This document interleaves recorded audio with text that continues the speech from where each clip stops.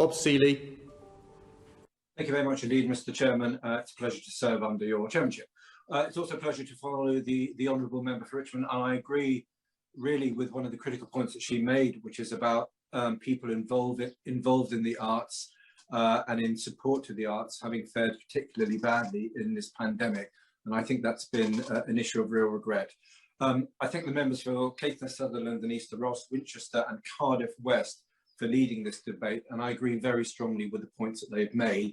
And I won't speak for too long because I just want to echo some of those points, specifically in relation to festivals on the Isle of Wight. The Isle of Wight is effectively Britain's festival island. We're home to a new festival almost every weekend, apart from over and above the significant major festivals that we've hosted, such as the Isle of Wight Festival and such as Cows Week, which is the biggest sailing event in the world.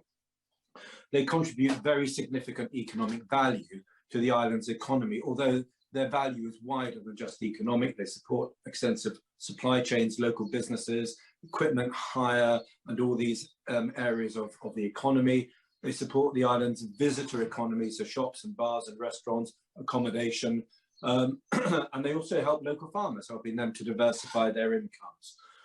Almost all of the smaller independent festivals, their funding and their spend goes directly into the local economy, employing hundreds, if not thousands of people. And they have a significant cultural impact on the island as well as an economic impact. As has been pointed out, Mr. Chairman, festivals are year-long endeavours. And as soon as you finish one festival, you're already planning next year.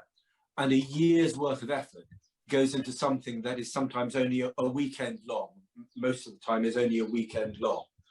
And whilst other elements of the hospitality industry, so pubs and restaurants, can turn off and on, however inconvenient for lockdown, during lockdown, it has been very, very difficult for the arts industry to do that, and for the festival industry to do that as well. The Honourable Member for Cardiff West was eloquently explaining why government-backed insurance, pooled reinsurance, to use the term that was used in the IRA days, is a very good idea, and I fully support that. Taking account of the long lead times, we need to help and we need to give confidence to festival organisers so that they know that their work is not going to be wasted. We think it is likely that festivals are going to be able to go ahead this summer with all the new mitigations in place about testing and about the vaccination process.